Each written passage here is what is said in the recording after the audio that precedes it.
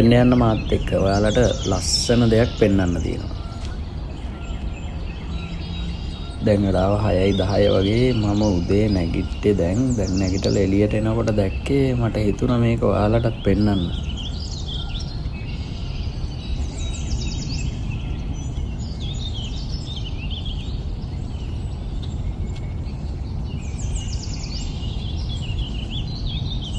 මේ තියෙන්නේ අපේ කලපුවට අපේ ලොකේෂන් එකට පේන ලස්සන සන්රයිස් එක.